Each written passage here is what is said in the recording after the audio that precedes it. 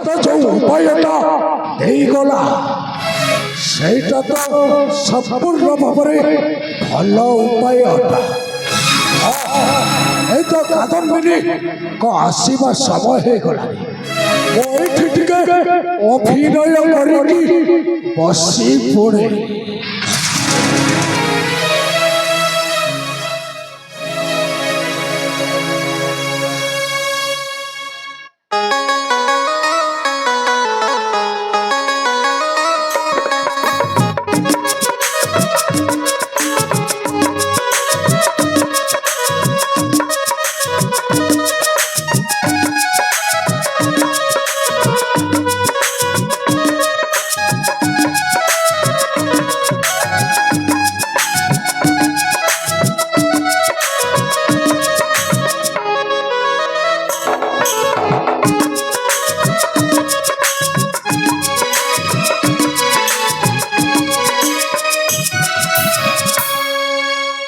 अरे दियर बाबू तुम एकुटिया बसबार कारण भाउज घेर मोर भक्ति भरा भूमिष्ठ प्रणाम।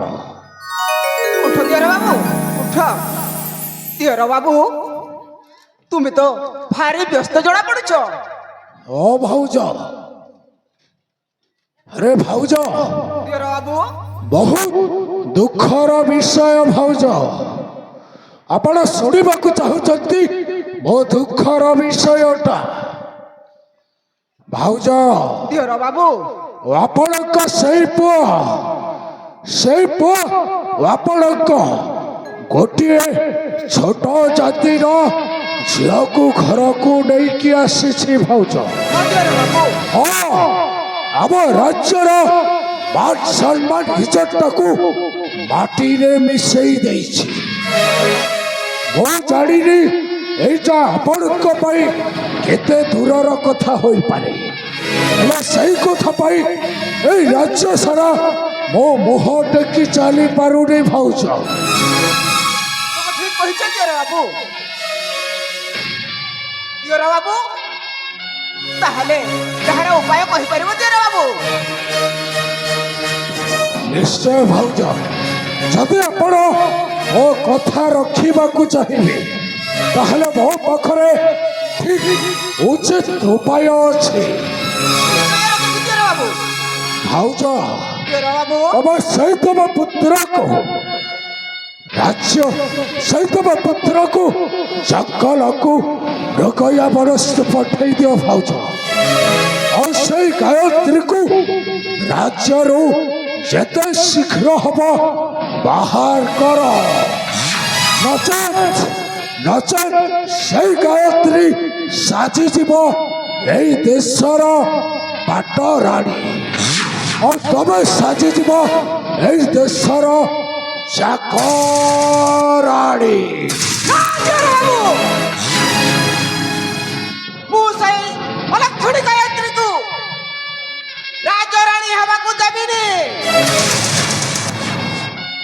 ସେଇଆ ଯଦି ଚାହୁଁଛ ତାହେଲେ ମୋ କଥା ରଖି ଏହି ଉପାୟଟା ପ୍ରୟୋଗ କର ଭାଉଜ। ଭାଉଜ ତାହେଲେ ମୁଁ ଆସୁଛି ତମେ ସେଇ ପୁତ୍ରକୁ ଡାକି ପଠେଇ ଦିଅ ମୃଗୟା ବରସ୍ତେ। ତାପରେ ସେଇ ଗାୟତ୍ରୀର କଥାଟା ବୁଝିବା ବାଜିବ ବଇସି ନା बाजिब पैसी। ତାହେଲେ ମୁଁ ଆସୁଛି ଭାଉଜ ମୁଁ ଆସୁଛି। ठीक अछि दियर बाबू तुमे आसु मेरा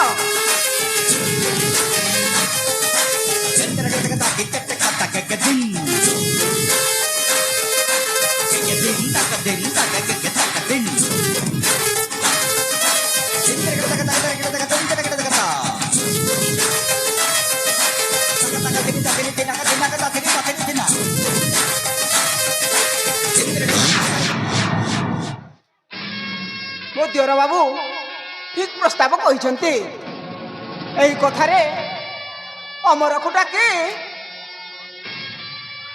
मिछ कथा कहि ଘୋର ଅରଣ୍ୟକୁ ପଠାଇ ଦେବି। ଆରେ ଅମର ବାପ ଅମର କୋଉଠି ଅଛୁ ବାପ ଧନ? ଶୀଘ୍ର ଶୀଘ୍ର ଚାଲିଆ ବାପ, ଶୀଘ୍ର ଶୀଘ୍ର ଚାଲିଆ ଅମର।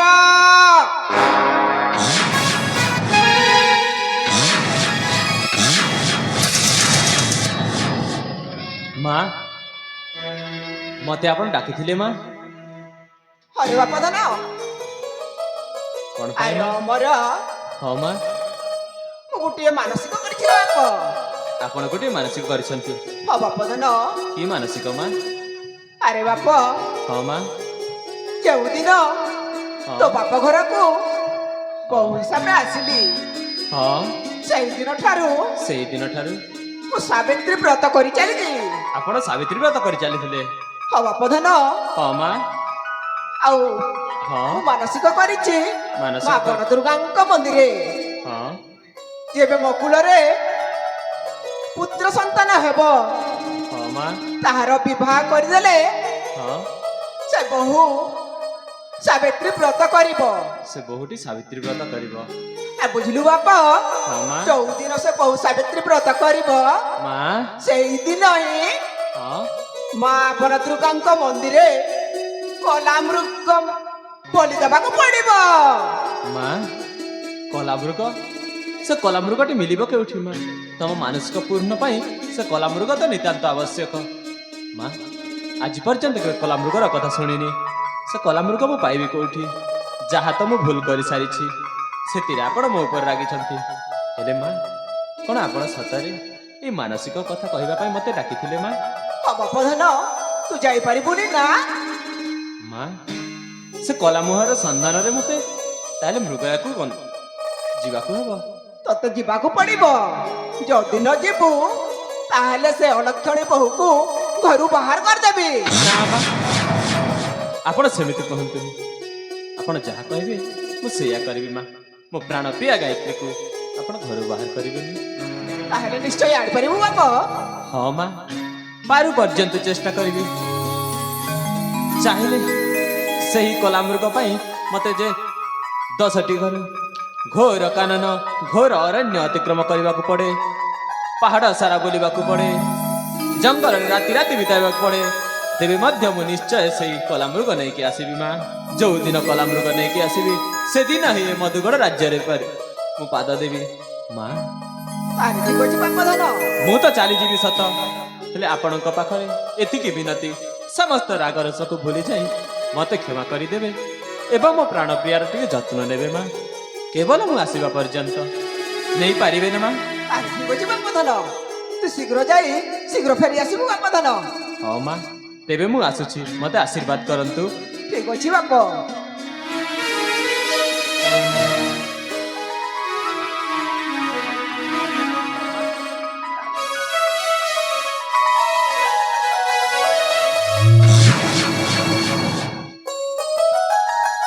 ହେ ଭଗବାନ, ଏ ପୁଣି ଗୋଟିଏ ଜଟିଳ ସମସ୍ୟା।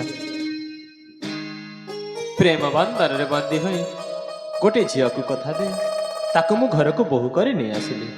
ହେଲେ ସେ ଝିଅ ଏପର୍ଯ୍ୟନ୍ତ ବୋହୂର ମର୍ଯ୍ୟାଦା ପାଇଲାନି। ଏବେ ପୁଣି ଗୋଟିଏ ପରୀକ୍ଷା। ବୋହୂର ମର୍ଯ୍ୟାଦା ପାଇବା ପାଇଁ ମତେ ଯିବାକୁ ହେବ ମୃଗୟା ଜଙ୍ଗଲକୁ ଯାଇ କଲାମୃଗକୁ ଶିକାର କରି ଆଣିବାକୁ ହେବ।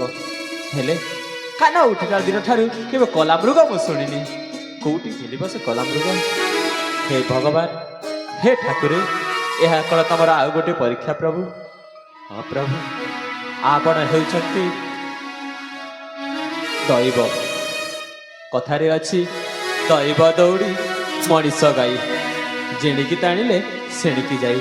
ଦେଖାଯାଉ ମୋ ଭାଗ୍ୟରେ କଣ ଅଛି। ଯାଏ, ମୁଁ ମଧ୍ୟ ଚାଲିଯିବି କୋଉ ଜଙ୍ଗଲର ଅଭିମୁଖେ।